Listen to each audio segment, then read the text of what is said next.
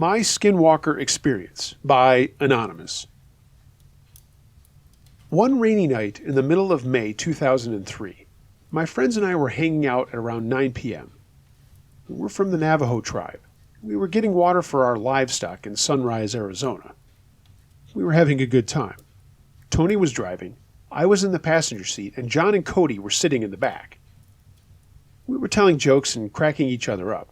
We finally got to the windmill. We started the water up and waited for it to fill the barrel. We were walking around looking at the local cows. The water started to overflow, and John ran to pull the hose out. John's a professional sheep herder. Then we all got back into the truck, and this time I was going to drive. When I got in, the truck would not start. I tried and tried to start it, and I even looked under the hood to check if anything was out of place. Nothing was. I went back into the truck, and Tony wanted to go and mess around with the cows, and so did John and Cody. So while they were out, I was still back trying to figure out what was wrong with the truck. Suddenly, a sound so loud came that I jumped up, and I thought it was the guys just throwing rocks to scare the cows. I went back working, looking for the problem, but then I heard that sound again. I got out of the truck and yelled for the guys to cut it out. They started to come back. When they got back to the truck, I asked them if they were throwing rocks at the windmill, and they all said no.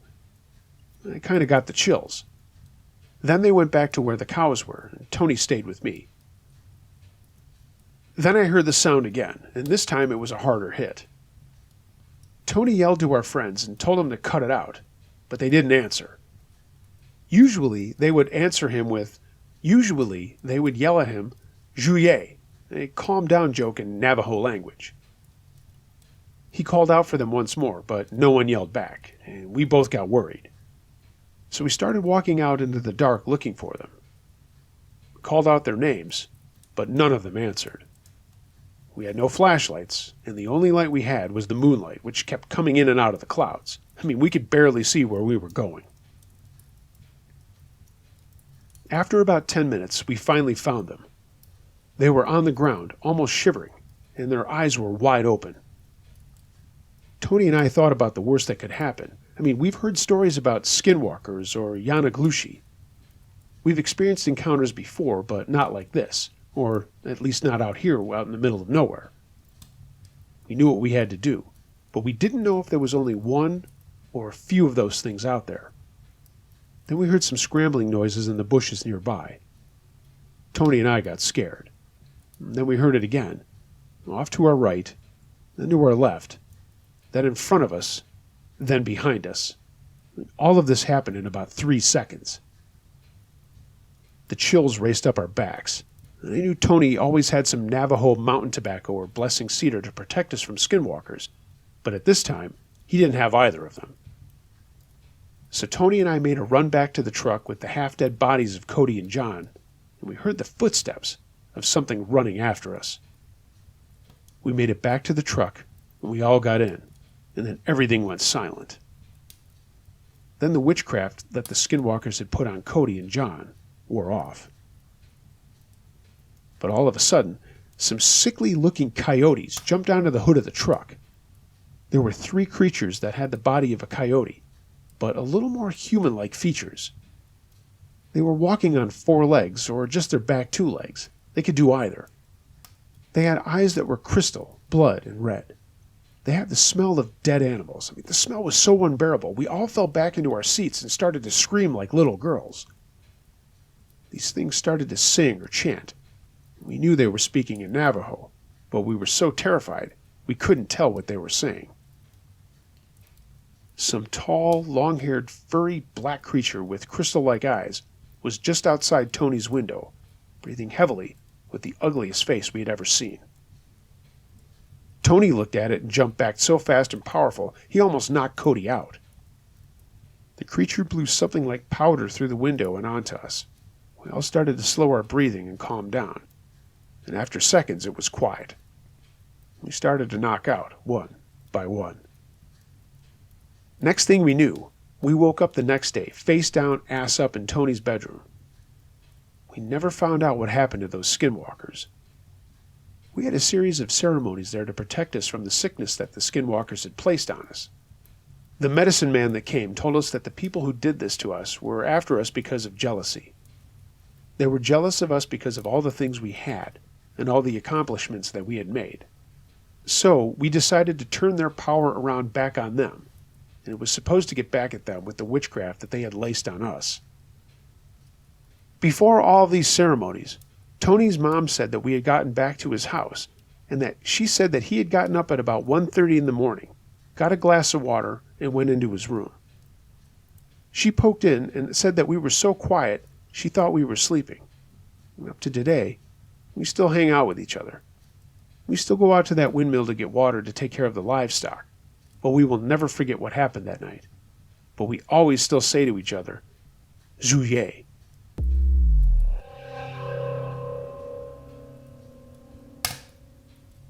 The Invisible Humanoid by Jane Doe. I was playing by the edge of the woods behind my grandmother's house one day. I played there because my grandmother often just kept an eye on me from the kitchen or living room because the house had huge windows that faced the woods. She would come out every once in a while just to see what I was up to. I was obsessed with digging in the dirt and collecting unusual rocks and arrowheads that littered the land where my grandmother lived. I should mention that this is Midwest Illinois, not too far from Cahokia Mountains, so finding arrowheads was actually not that uncommon. But anyway, that day, I remember picking out a spot to dig. I'd been out there for quite a while because I remember I had a pretty decent-sized hole going, and something caught my eye up in the tree that I was next to. I don't really know how to explain it, but it almost looked like a heat wave coming off the branch of the tree. It was fall, and I remember this because I had my pink jacket on, and I remember thinking that my mom was going to be pissed because I had dirt around the bottom of the arms from my digging.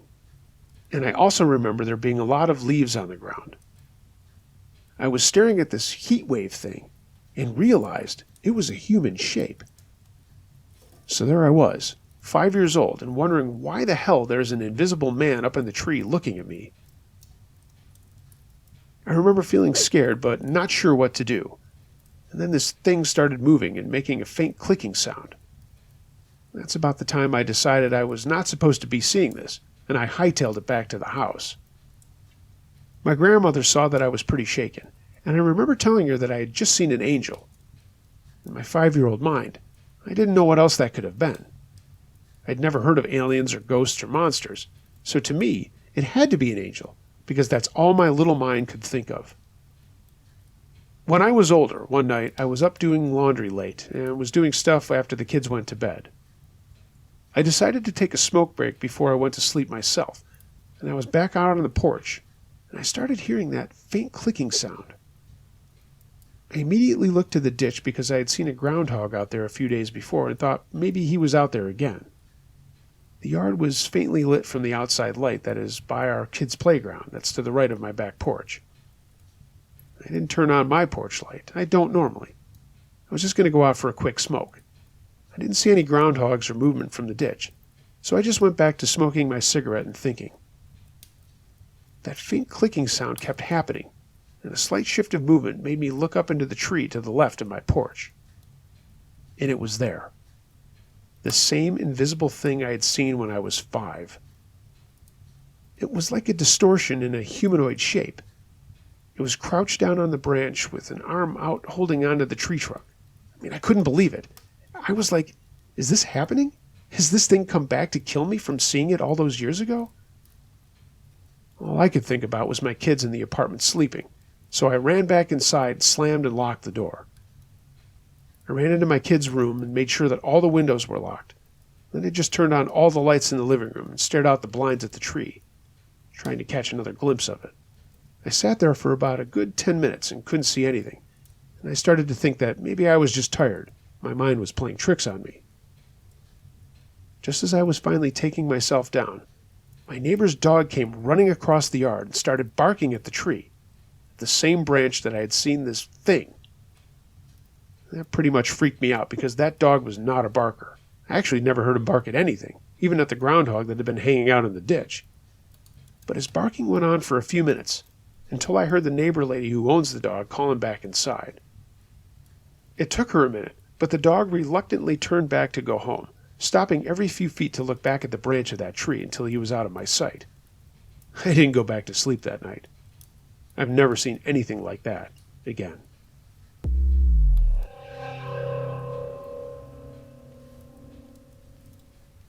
We're sure we saw a family of Sasquatch, by Anonymous. This all started when my boyfriend and I were asked to be night watchmen for a logging company to watch the big equipment during the summer months of July and August of 2003. It was the last week of July when we got there. This happened in the state of Washington. We arrived at the logging site on July 20th, 2003. Our job had us on duty all night, when we were off duty during the daylight hours while the equipment was being used. Overall, we spent time at 3 different locations, but the first location is where most of the activity occurred. From the gate of the site, a pond was 3 miles up the road on what they call the main line. There was a trailer parked a mile further down the road beyond the pond. A large clear-cut was on the north side of the trailer, and a road ran north through the clear-cut, bending to the east about in the middle. A spur road extended north from the bend in the road and ended at the tree line. Our first incident was when we went fishing at the pond a bit before dusk. We were there for about an hour, and all of a sudden, we heard a strange, short scream with a deep tone off to one side of us. And then behind us was another short scream, which sounded like a response to the first one. The sound of these screams startled us, and we didn't know what they could be. My boyfriend's been a hunter and has lived around this area for years, and never had he and I ever heard a sound like that. Then, about 15 minutes or so later, another scream back and forth to each other happened while we were in the middle, and 7 ducks came out of the bush right at us as the screams were let out by this thing. We immediately ran to the car and went to drive back to our trailer, when another duck came through the trees and flew directly into the windshield as I had kept driving. It shattered the windshield, bounced off, and wrecked the side view mirror. The next incident was up in the clear cut, near the logging equipment, which was parked about halfway between the road and the tree line along the right side of the spur road. Later that night, after the encounter at the pond, we walked up the road into the clear cut to check on the equipment. We had one of those laser light pens with us, and after checking the equipment to make sure it was still locked, we were looking around to see what might be in the clear cut. Deer, elk, bear, whatever. That's when we saw 3 sets of red-colored eyes close to the ground, in the open, just to the left of the spur road. The eyes moved from the left of the road up onto the road, and when we shined the laser light on these things, the eyes seemed to bob and weave, trying to duck away from the laser light. The creatures stayed close to the ground, with one set almost on the ground and the other 2 a little bit higher up. When the laser light finally hit the creatures, we could see hair about 4 inches long. Then one set of eyes rose up to about 6 feet off the road, and we assumed that it had stood up. Then all 3 were standing. They turned and walked away up the spur road to the tree line. At the tree line, we turned left and headed down through the trees. We could hear branches breaking as they walked, and we could also hear vocalizations periodically. It sounded like 2 people who were very annoyed and complaining back and forth. The screams were short vocalizations like shouts and were exactly the same as we had heard near the pond. 2 days later, I was checking the equipment and making sure they were all locked up again. 2 days later, I was checking the equipment and making sure everything was locked up, and then went back to the trailer. We were having some car trouble, and my boyfriend was there working on the car. It was about 10 p.m., and these big black bees had kept us inside the trailer during the day, so now that we had time to work without those bees out there, we got at it. I went back to check on the logging equipment one more time, and having done that, I was walking back towards the trailer when I heard this snorkeling sound over by the creek. I walked over to take a look at what might be there and saw this big, fur-covered butt about 60 to 70 feet away. Its backside was pointed at me. Immediately I thought bear or elk, but then I realized this thing was on its knees, bending forward, drinking. Then it stood up as if in slow motion, and it looked like a big stump just growing out of the ground. Then it stepped over a 3-foot-high stump. I mean, this thing had to be 8 or 9 feet tall, and it moved like Andre the Giant stepping into a wrestling ring. The hair was a burnt red color with gray tips. I just turned and ran in fear towards the trailer, screaming as I went. I didn't know if this thing was following me or not, but my boyfriend could hear me screaming too. When he heard me, he walked across the road to see what was going on. He said he saw that the creature was moving away, and now it was screaming too. He said that it threw a fit up in the trees, just yelling and screaming, breaking branches. Again, the screaming was the same sound we had heard down by the pond and the night before. This was the first time we realized what we were encountering. As I was running to him, I was yelling as loud as I could for my boyfriend to run into the trailer. When we got inside, I was so scared I couldn't leave. My boyfriend went back outside and listened, and it sounded as though this thing was done, so he came back into the trailer and asked me what the heck had just happened. The following morning, we went out to look for some kind of footprints and saw a couple, a 4-foot split between them. We went into the forest and there were trees that were uprooted. Some were twisted or bent down and twisted broken off about 7 foot up the tree. We decided to stay out there. Maybe we could communicate with them. So we started screaming through a construction cone, which worked almost right away. My boyfriend would scream through the cone, and maybe 5 minutes later, this thing would scream possibly 10 yards into the tree line, just as loud. As days and nights went on, my boyfriend and I would keep in contact with this thing whenever we could, and it would answer all the time when it was close. We then saw stumps that were completely surrounded by branches, and branches weaved into the trees, and it kind of looked like they were beds. We also found handprints where the beds were, and found hair trapped into the ground like a straw bed. After more encounters, we started walking in the woods during the day, looking for tracks. We found impressions in the moss which were quite large, and the interesting thing about the impressions is that there would be a deep heel print, then an undisturbed space, and then the front of the foot. The stride was about 4.5 feet, and at one muddy bank, we found a track where the Sasquatch tried to step up the bank, but it must have slipped and made a long 5-toed slide mark in the mud. That's when we began to find more stick structures in the woods in the shapes of tripods and teepees. There were large ones and small ones.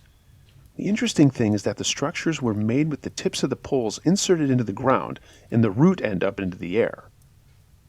We found lines of single poles stuck in the ground tip end down like trail markers, and other structures made against large trees, and there always happened to be what appeared to be nests under them. We built our own teepee near where we found one of the stick structures and the sleeping nest. The idea was to make a structure as a blind and then hide out in it at night to see what might show up. We leaned poles up against the side of a big stump and lodged the lower ends into the stump roots and then wove sticks horizontally. We spent several hours that night inside the blind. After a few hours with nothing happening, we decided to go back to the trailer, wondering what the Sasquatches would think of our structure. As we were walking away, we heard one of the Sasquatches hoot at us. We had been being watched the entire time. The next day, we went back to check on their structures and ours, and we found ours disassembled and the sticks neatly stacked in 3 piles.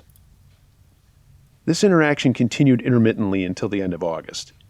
The creatures always seemed curious about us and hung around at each of the 3 locations where we camped. They would hear our vocalizations from time to time, and we would hear theirs. We'd been stationed at the first logging site for about 1 month before being moved to the next, about a mile away. And this move happened around the 1st of September. We stayed there for about 3 weeks, and during that time, again, we would hear heavy, raspy breathing, and we would know if the creatures were walking by our trailer. There was a lot of human activity going on at this time, but although the Sasquatches were curious about us, they left us alone, and I'm not sure if anybody else had seen them.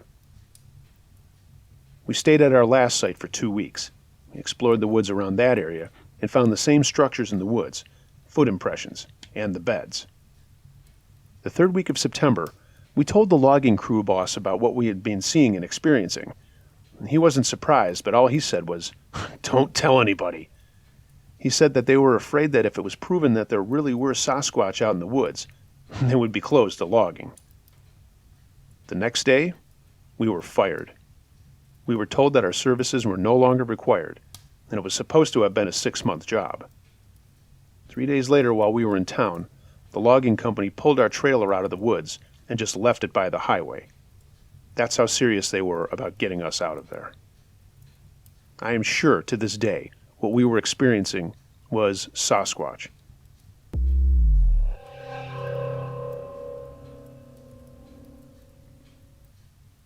The Thing at the Cabin, submitted by John Densmore fan. I'm changing all the names in this for reasons why you all know. I'm a copywriter by trade, so forgive the length of this, and feel free to edit out anything you don't like, Uncle Josh. Most of what I do is short and sweet, but I feel like telling this story the way I feel it should be told. I'll call myself Nick, and this story involves my girlfriend at the time, Kim, my best friend Chase, and his girlfriend Trina, and it happened in the winter of 2014 to 2015.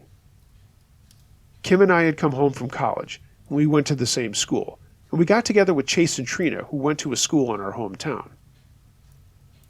We were all seniors and 21, but we didn't feel like spending New Year's Eve at home or out at some bar, so we decided to go to my Uncle Roy's cabin in the woods a few miles outside of a town in northern Tennessee. It was about 60 miles outside of where we lived in Knoxville. It was a very rural cabin with just a few others, maybe a mile or so apart from one another. We thought it would be a fun night to just play some games, have some drinks and fun, relax, eat some food, and not have to deal with all the amateurs who hit the nightclubs and whatnot.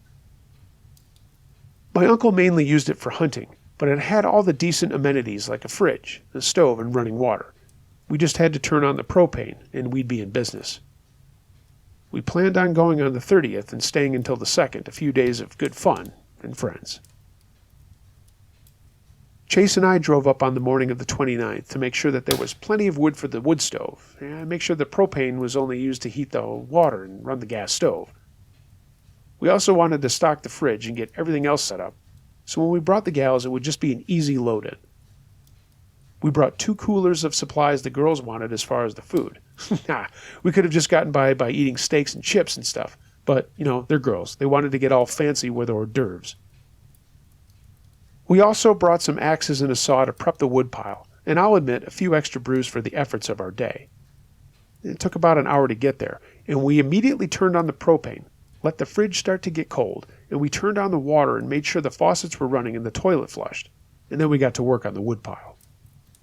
Every fall, my uncle and cousins would spend days out there splitting wood and stacking a bunch inside the cabin, on the porch, and even under an overhang. I love my Uncle Roy, but he was obsessed with having wood on hand, and at the same time, we didn't want to use a ton of it, so Chase and I promised to replace a good chunk of what we were going to use. The cabin was about 200 yards back from the road in a dense forest with a river about 400 yards to the north of us. It had a wide front porch, and the entire thing was off the ground. It had a main great room with an open kitchen and dining area, and there were 2 bedrooms in the back with a bathroom between them. It was a decent-sized place, but not a palace by any means. We worked for a couple of hours, then stopped for a beer and a sandwich, and then we got back at it. By that time, the fridge had cooled, and we put a bunch of the food that we had brought in there, made sure the beer coolers were loaded with ice, cleaned up the mess that we had made on the side of the yard, and then headed for home. I'd flicked on a flashlight, and for the first time, I noticed some strange marks on the ground. I bent down and Chase asked what I was looking at. I said I thought they were footprints. Well, they were kind of like that, but they had more of a skid to them, like something was dragging its foot. It was now dark, and we stood having one more for the road and talking about what the marks were. And they were not from any animal around there, I assure you. Then we saw a bright flash in the sky, like lightning, but there were no clouds, and the half-moon could be seen through the branches of the trees. It was a cold, clear night, maybe around 35 degrees. It had actually been warmer in the day, and we were hoping the next day would be nice to go on a hike. But at that point, we looked at each other like, what the heck was that? Chase asked me what I thought it was, and I said, I have no idea. We blew it off and figured maybe it was fireworks or something way off in the distance. I mean, people did shoot stuff off on holidays around here, and we thought maybe it was some dude having a test run. We got back in the truck and drove home talking about how fun the next few days were going to be. Sort of off the grid with no cares in the world. But I brought up the flash again, and Chase just laughed and said, fireworks, man. What about those funny marks, I asked. He just said, honestly, I think we made them dragging wood and branches around. So I just dropped it. The next day I got my stuff together, picked up Kim, and drove to Trina's house where Chase already was. The girls had brought more food and some champagne for the New Year's Eve toast, and Chase had brought even more beer. I made a joke about how non-prohibition people would be proud of us, and Kim said, "So says the guy who sees UFOs and Bigfoot tracks." I looked at Chase, and he smiled and said that he had told Trina what we had seen the night before, and she in turn had called Kim right afterwards. "Thanks for talking behind my back, friends." I'm joking about that, and I still laugh about it to this day. I just called them jerks, and we got everything else loaded up, and I took off, Chase following my Chevy in his Dodge.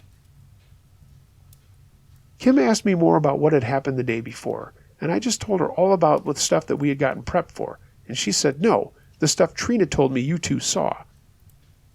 I said it was nothing, probably just marks we had made with maybe some fireworks in the sky. I changed the subject and proposed that we just hike to Elrod Falls that day. It was a pretty waterfall in the middle of the forest. We got to the cabin and unloaded and stored the extra provisions, and I told everyone how to use the toilet and not to use anything but TP. Septic systems can be funny that way. Kim brought up Elrod Falls, and everyone else agreed it would be fun to do. It was 40s, mild and sunny, a perfect day to go check out a neat spot. It was then that I noticed a piece of screen was loose on a window in the main cabin. The window was fine, but the screen looked like it had been cut, and it had bothered me, so I told Chase to go outside and help me put some duct tape on it for a temporary fix. He had to drag a ladder from under the cabin to reach it, and we both worked together mending the screen as the girls got their boots and things together. Just as we were finishing, Chase looked down and whispered, "Nick, come out here, but don't say anything." I nodded to him and went out. He was just pointing at the ground. There, on the side of the cabin we had not set foot on the other day, were the same weird skidded footprints. We looked at each other, and I said, "It has to be some kind of animal, man. Maybe one that's hurt. Maybe one that's dragging its paw." "There's 2 cabins not far from here," I said. "If someone's out here, maybe they have an idea of what this could be. We can check on our way back." Chase just said okay, and we went and got the girls. It was a short drive to the first tier of the waterfall. Then we hiked around to see the other 2 and stopped to take pictures, goof around, laughing and enjoying the company. On our way back to the cabin for lunch, we stopped at the first cabin to see if anyone was there, but it was locked up and dark. After lunch, I went out to the next one myself on the pretense of just letting people know that we were out there. And there was an old man who was out there, and he owned that place and was just doing some maintenance. I mentioned the footprints, and he had no idea what I was talking about. We hung out at the cabin listening to music and playing cards, and that night had dinner and just played some drinking games before going to bed. It was totally uneventful. About 2 a.m, though, I heard a noise outside. It was a loud thump, like someone took a heavy log and threw it on the loamy ground. Just a big whoop.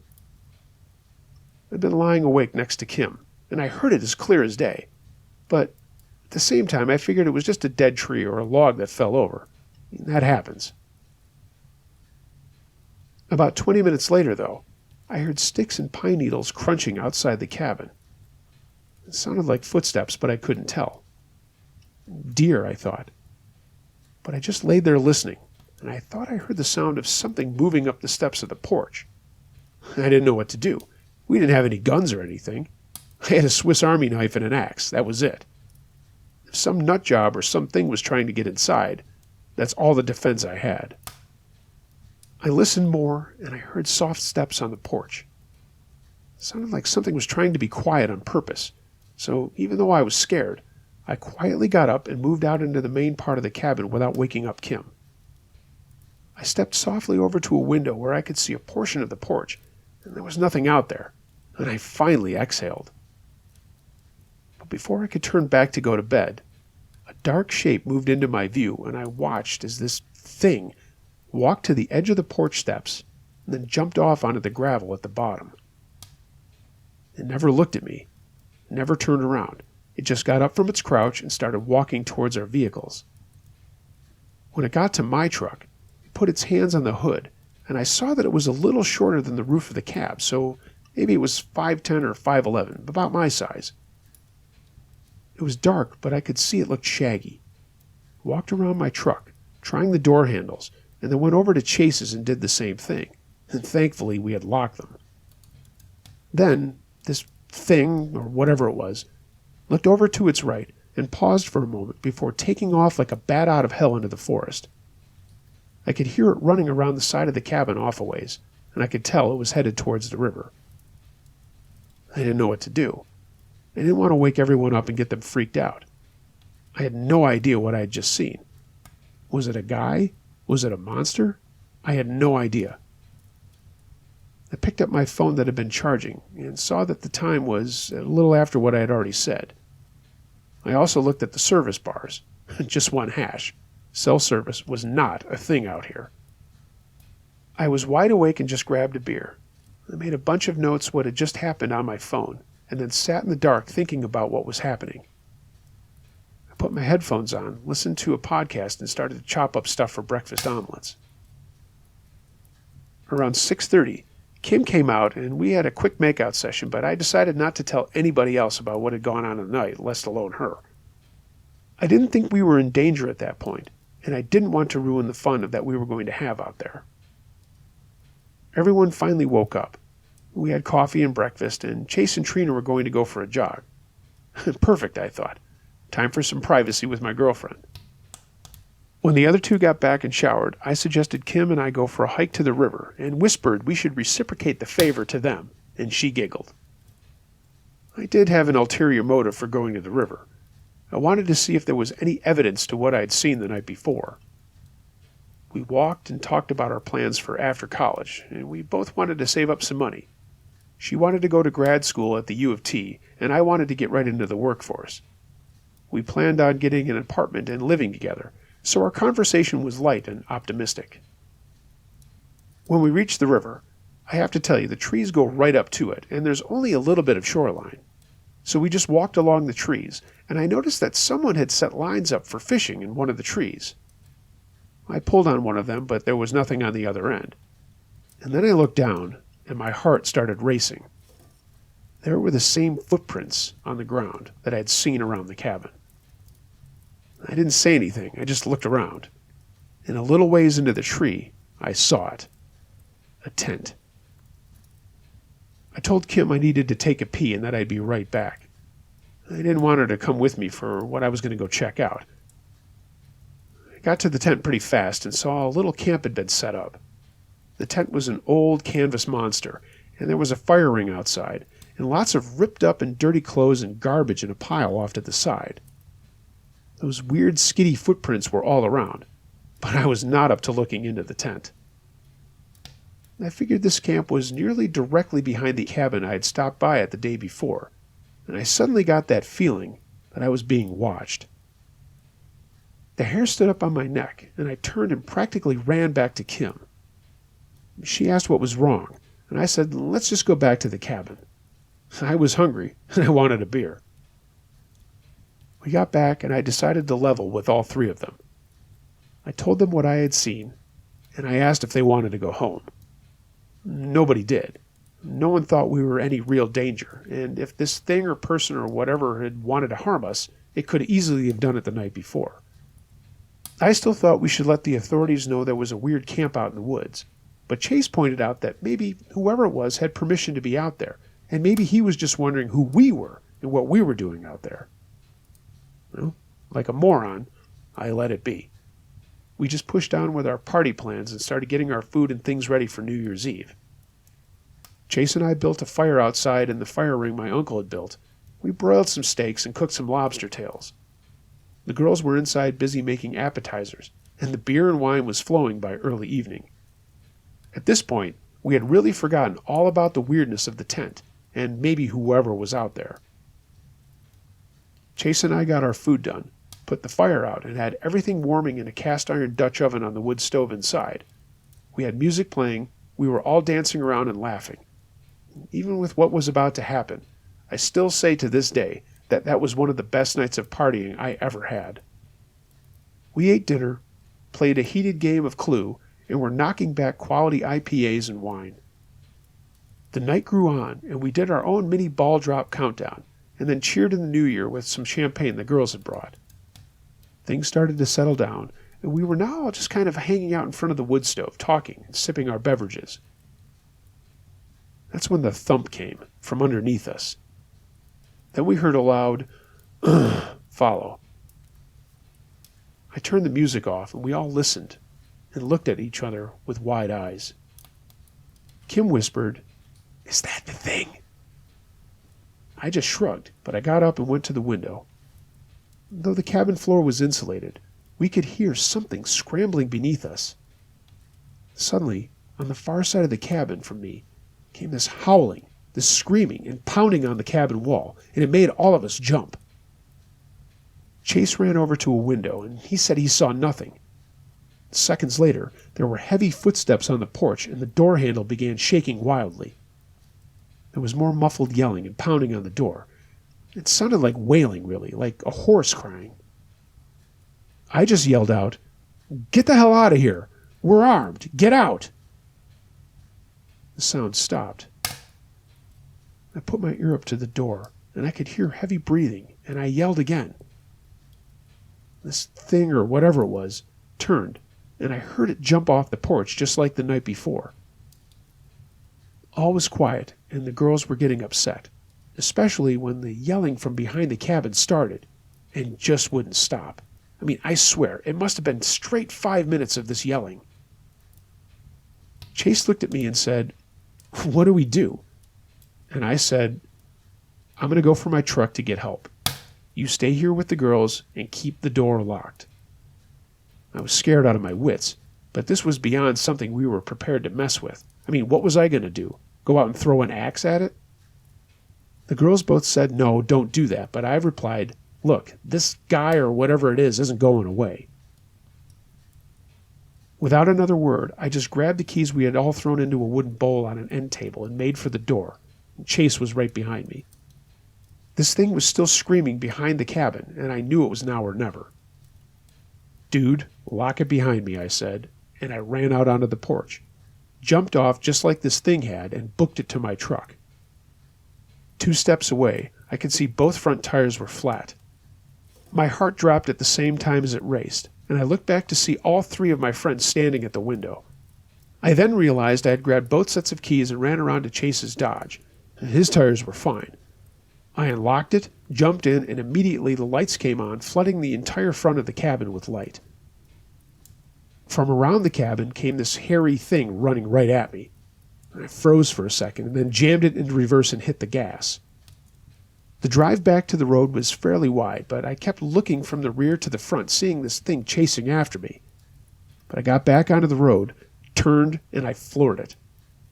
I knew about 2 miles away I'd have cell reception, and I immediately dialed 911 when I got there. It took the woman on the phone a few minutes to get me to calm down and tell my story, and she said that she would send someone out right away. I then asked her to have someone call Kim's phone, forgetting that we didn't have good contact with cells at the cabin.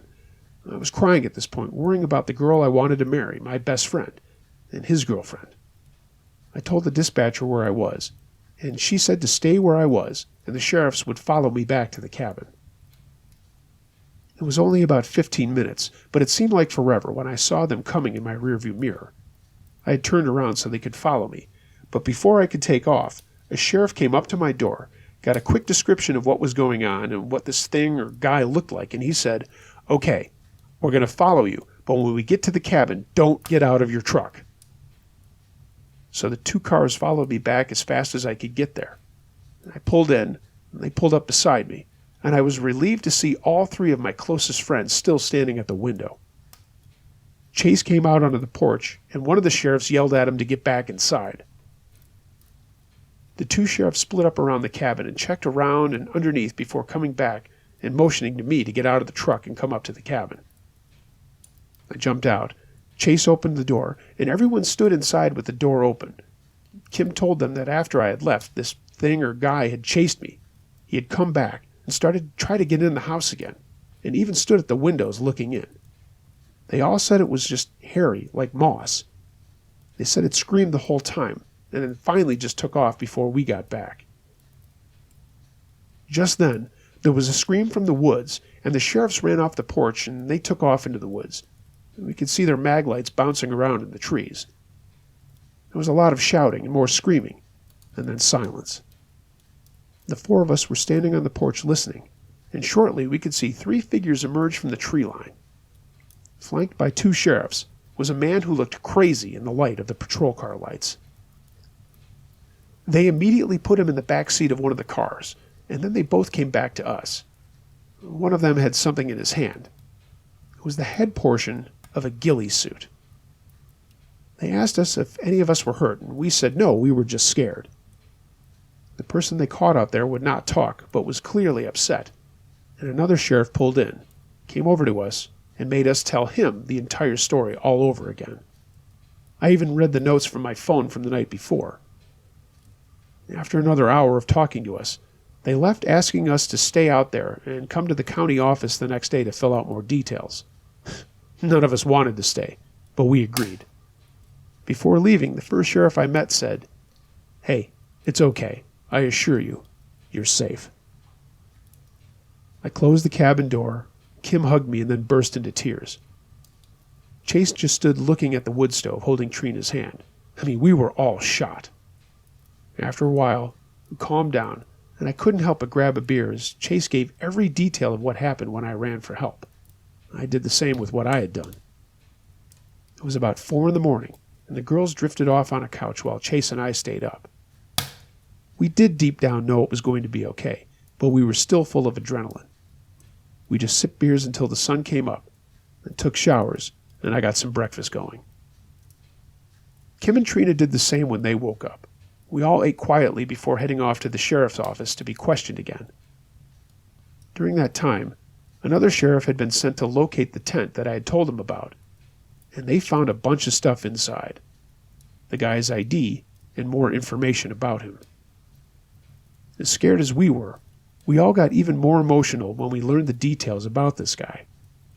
He was a veteran that had been wounded in his foot, and it had never healed properly as he refused treatment and help. He was suffering from PTSD and had snapped when he had left the military and returned home. He didn't want to leave what he was doing. When he got back home, he stopped getting medical treatment and just went into a hole. He never got help, and though his family tried to help him, he got lost in a world of drugs and delirium. Finally, one day, we learned, after living with his parents, he just disappeared. He went to the only place he thought he'd be safe, and that was this forest behind his grandfather's cabin. He'd been living there for a year and a half, and was using the ghillie suit to scare people away that came out near him. In his mind, anyone out there was out there to harm him, except his grandfather. When his grandfather was out there, the guy never bothered him, and the old man never knew about it. He never saw him or the camp that the guy had built in the woods. My friends called their parents, I called my dad, and my uncle and cousin were coming out to see us at the cabin. We left the sheriffs after giving them all of our information, and they said they would be in contact with us again. The 4 of us went back to the cabin, cleaned everything up. Chase and I restocked the wood pile, and then we all just sat on the porch waiting for my family. They showed up, and my dad had brought a compressor to fill my tires, and I wondered if the guy had been planning on emptying Chase's tires before we noticed he was under the cabin. Who knows? We told the story all over again before we loaded up our trucks with our gear and garbage, and I left my dad, uncle, and cousin at the cabin. Chase and I just wanted to get the girls home. Not long after this, the sheriffs and the VA helped the guy get the treatment that he needed. His parents came to get him. He was originally from somewhere in North Carolina, and the last we heard, he was in an institution but was doing better. He had no recollection of what he had done to us, only that he had been in the woods camping. That was a terrifying night, but a terribly sad one at the end of things.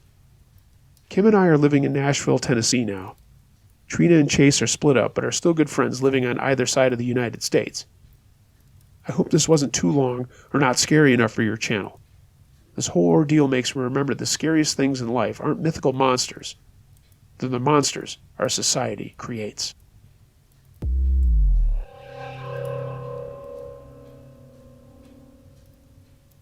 Monster at Fort Gay by Scarlett.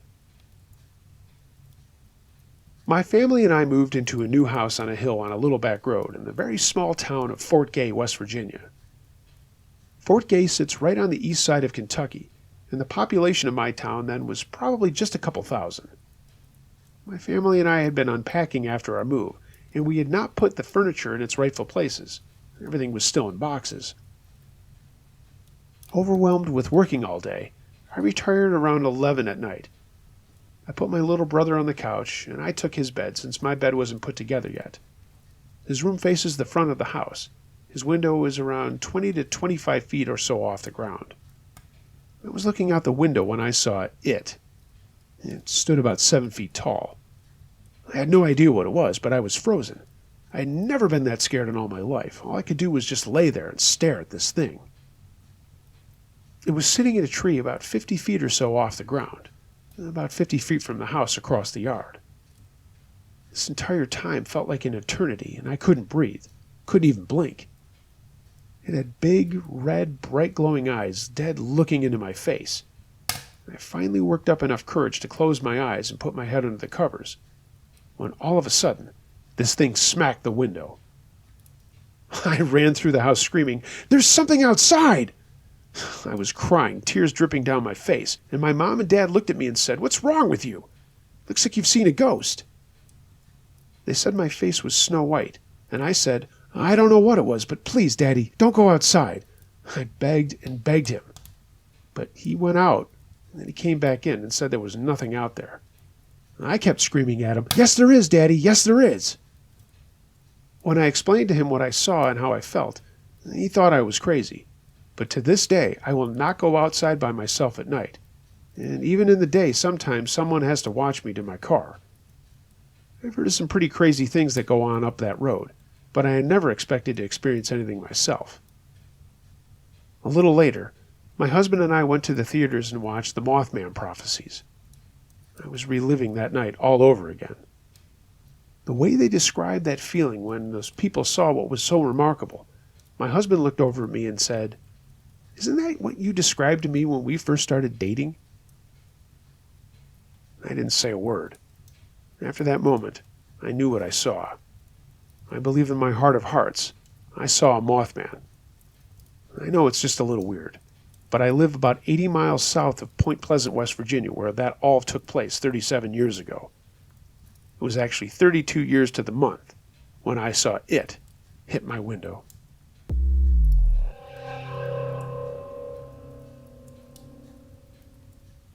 Sturgeon or Something Else, submitted by Rico. Hey, I missed your scary stories from the water episode, but I still wanted to share.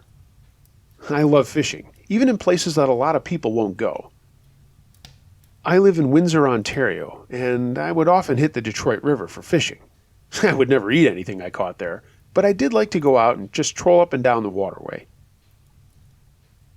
My buddy Wes and I decided to do a little night fishing around Bell Island, and then maybe cruise a little farther south if we got bored for this trip. We were both 25 at the time this happened, and both of us were familiar with the river, and we were careful not to go over the international border when we were out there. But this night got the better of us, and we made a stupid mistake. We were just enjoying some cigars and the lights of Windsor on one side of us, and the lights of Detroit on the other. We chatted quietly as we fished. There was no one else out there at the time, and it was really quiet, with just the hum of my trolling motor doing its thing. After a while, Wes brought up Zug Island over on the Michigan side of things.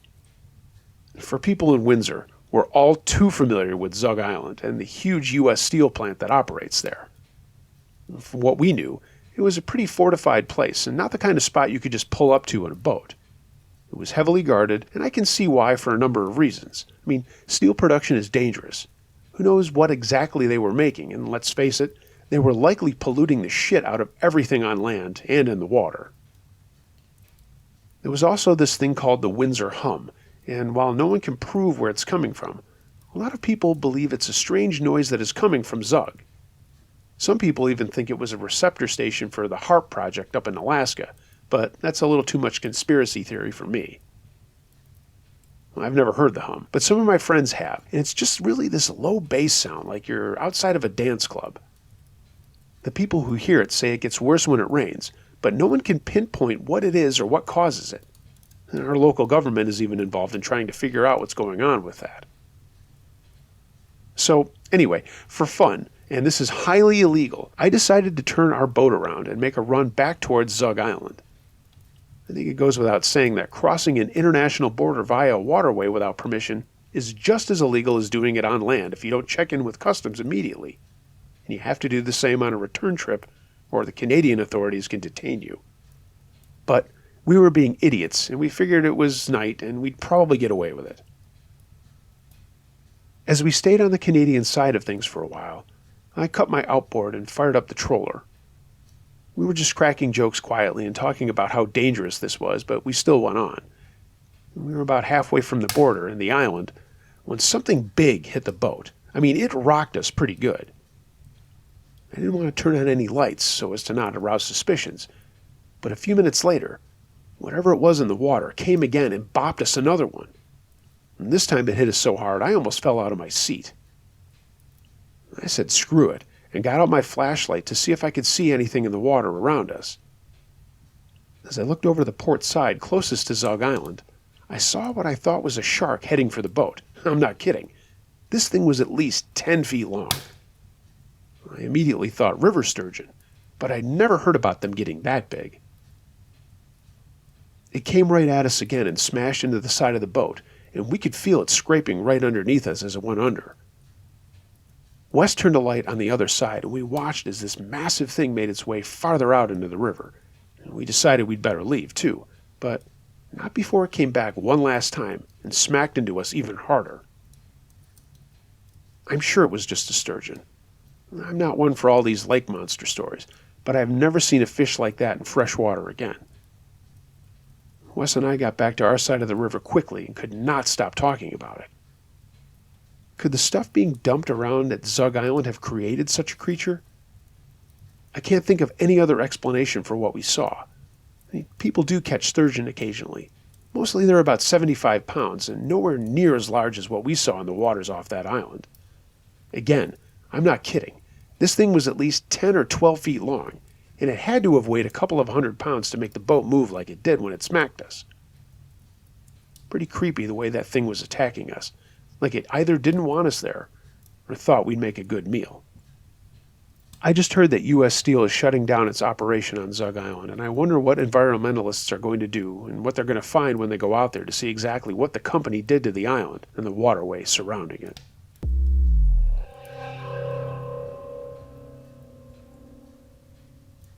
Werewolf in the Woods, submitted by Mike M337. I grew up in a fly speck of the map town in Maine. I'm not kidding. This was really nowhere, and I say that without hyperbole. Thank God I got out of that state. It can be really beautiful, but I think it flies under the radar as far as the weird stuff that happens there goes. I'm not trying to bash my home state, but quite frankly, there's a lot of really messed up people there that I don't even need to get into for this. My father ran a hunting and fishing tour service that I took part in a lot when I was 12 years old through the age of 21. That's when I finally left to make it on my own in South Carolina, where I still live. We knew the forests and rivers like the back of our hands, having spent so much time out there on the road.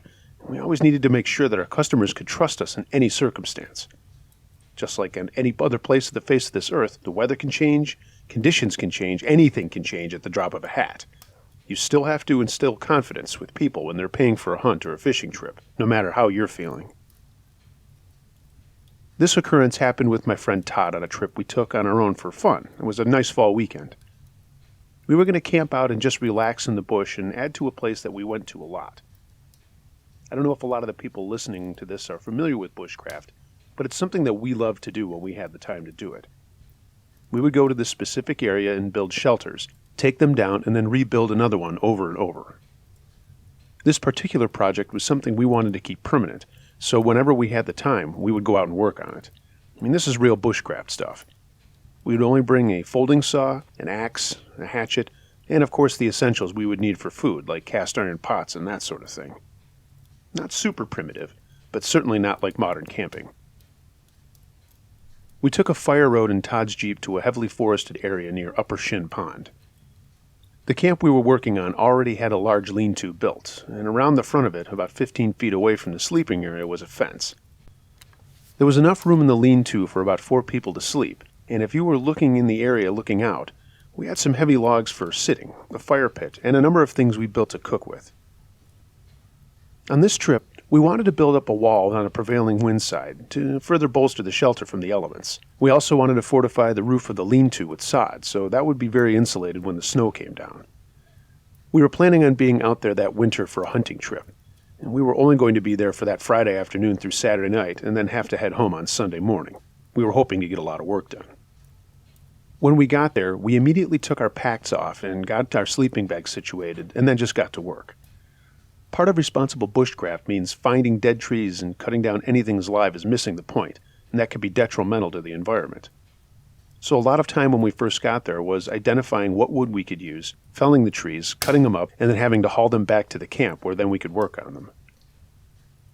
On the last trip to make things easier, we built a pair of sawhorses out of felled trees and made cutting everything up that much easier.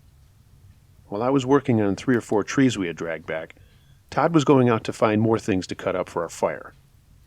At this point in the day, it was about 2:30, and we wanted to get the fire going as soon as possible, and then be able to feed it for the entire evening. That takes a lot of wood. Everything was going smoothly, and we were working quietly. That's a funny thing when you're doing bushcraft. You get so into measurements and the work that you're doing by hand, you don't really talk to anybody else who's out there that much. I don't know why that is. Until we actually had to put things together as a team, we were kind of on our own. But when we were done, things were completely different, and that's when the stories and laughter and conversation took front and center. We worked until dusk, the fire was going, and when you're in the deep forest, regardless of what time it is outside, of course it's always darker. I think that goes without saying, but I just said it anyway. We had a lot of wood ready to go first thing after breakfast, so we decided to just make something to eat and then hang out around the fire. Todd had brought a small bottle of Johnny Walker, and we planned on just having our steaks, potatoes, and a few sips to relax. I will point out at this time, no one should ever engage in bushcraft while drinking. I know, I sound like your grandfather, but I'm just making sure that everybody understands that. Even when relaxing, you gotta be careful with what you're doing. So a couple of sips is one thing, but anything else is against the rules.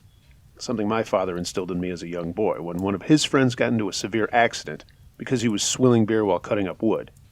He slipped with a knife, stabbed himself in the leg all the way down to the bone, and he basically had to be carried out of the forest, and I was determined to never let that happen to me. We got to cooking our food and talking about life in general, especially the fact that we wanted to get the hell out of Maine. Neither of us had plans for college, but wanted to finish high school, save up some money, and then see what we could do farther south. I had an older friend who had left a year before and was in a trade school working to become an electrician, or rather a lineman, and I thought I would do the same thing. We kept talking long after it got dark, just kept the fire stoked. Todd got up to take a leak and went through the little gate we had built with the fence that surrounded the camp area. He was gone for a few minutes, but when he came back, he had a strange look on his face. I immediately asked what was up, and he cocked his head and said, "Something is making really strange noises out there, man." I asked him what kind of sounds, and what he described immediately struck me as a boar, which is abnormal for that area we were in, but if anybody knows anything about boar, they can be extremely dangerous. People like to think they're just hairy pigs with tusks, but I assure you after hunting them for plenty of years, they are a tough, tough animal that should not be taken lightly. We didn't have much fear with the fence as a good first offense should they come around. We also had our rifles with us, so we were kind of relaxed about it. When I said out loud, "It's probably just a boar," Todd said, "No, it's not like that." As I mentioned, Todd was also an experienced woodsman, and I had taken him at his word that he knew what he was talking about. And even so, I just looked at him and said, "Are you sure?" He nodded and said, "You should hear this." So, we both slung our rifles over our shoulders and left the fire behind us. We stood there quietly listening to the sounds of the forest, which was really just the sound of the wind. After a bit I said, "Man, it was probably nothing. We should just head back." And at the end of that sentence, we both heard a low growl. Wild boar do have a low growl, but it usually starts out the way most people would recognize a farm pig. There's a high-pitched squeal of sorts that rolls right into that deep growl. The growling doesn't last very long before the boar usually growls again. This growl was more like a large dirt bike idling. It had that low rumble that lasted for at least 20 seconds. We shined our flashlights around the forest but didn't see anything. However, when we did turn them on, the growl stopped. We were both a little nervous at this point. We just decided to get back to our camp where we felt safer around the fire. So, trying to blow it off like it was just a hog somewhere out in the dark, we went back, stoked up the fire a bit, and kept our rifles close by just in case. It was about a half hour later that we heard what sounded like something walking on two legs in the forest off to our left.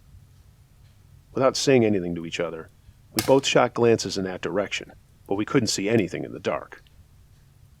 The footsteps started to circle our camp, and we followed it wherever it was out there. At one point, Todd stood up with his rifle and did a full 360 as whatever this thing was made another road trip around our camp. Then the noise stopped, and it was dead silent. That's when we heard the loudest howl I have ever heard in my entire life. It sounded like a coyote, but much bigger. And we looked to where the sound was coming from at the fringes of our firelight. We could see what I can only explain as a werewolf standing there. It wasn't a bear. It wasn't a Sasquatch or Bigfoot. This thing looked like a wolf standing on its hind legs with its front paws hanging down to its sides. I mean, they kind of looked like human arms. It's hard to give a perfect description because it was just out of the firelight and it's been a little while. But we both knew that this thing was something we had never seen before. And at this point, I'm not going to lie, we were shit scared. We both hoisted our rifles and Todd whispered, "Don't shoot right at it, but let's fire." This thing just stood there looking at us and gave off another howl, and I said in the count of 3, and we both raised our rifles in the air. I don't recommend that anyone ever do this, but we did fire on the count of 3. The thing dropped to its legs and arms or whatever and ran through the woods, making an awful shrieking noise. After a minute or so, everything was quiet again, and all we could hear was the snapping and popping of our fire. We both debated whether or not we should stay out there or head back to the vehicle, but Todd pointed out that if that thing was still out there, it was pitch black, and our chances were not that great for making a perfect track back to the truck. It made more sense to just stay put. We decided to stay up all night just to be safe. We had enough wood to keep the fire burning pretty hot. It was a big fire, and we talked about if it were going to stay the next day, we would have to get more fuel. We kept talking in hushed tones about what the heck that thing was, and how no one was going to believe us if we were to tell them what we had seen. Every little noise that happened out in the forest made us jump and pick up our rifles, but it was always just normal sounds of the forest. Around 3 a.m., we heard the footsteps again. That we were sure of, and we talked about it quietly, saying that the thing was back. We were correct. After listening to it circle the camp, once again on the edge of the campfire light, we saw this upright beast, for lack of a better term, looking back at us. We decided to fire again, but this time it moved towards us where we got a better look at it. It looked like a shaggy dog, and long stringy hair, and looked like a male torso. It moved very quickly towards us and got about 10 yards away when we both fired off 2 more rounds. The thing stopped dead in its tracks and gave off another terrible howl before it turned and scampered off into the forest. It didn't come back for the rest of the night, but we stayed awake, petrified. When morning broke, we cleaned up the camp area and didn't even have to talk about leaving. We were not going to stay for another day. The build-out of the camp would have to wait, and we also pledged to each other on our walk back to the Jeep that we would not tell anybody about this. It wasn't until a couple of years later that I heard some rumors and stories about dogmen or werewolves, or whatever you want to call them, spotted in Maine. Well, eventually I did move south, and so did Todd, and I only go back to visit my family once in a while. I go hunting with my father, but I've never told him about that night and what we experienced. As far as I know, Todd has not told anyone else either.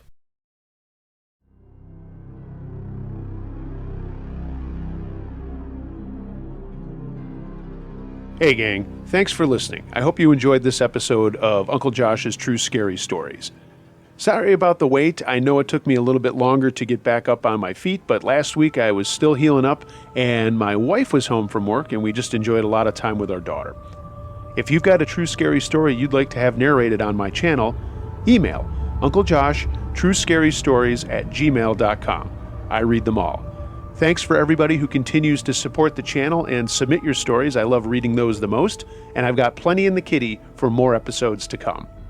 Please follow me on social media.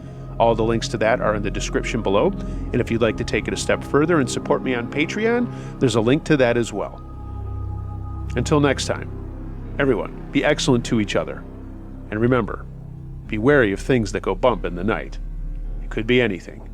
A ghost, a monster, or the guy next door.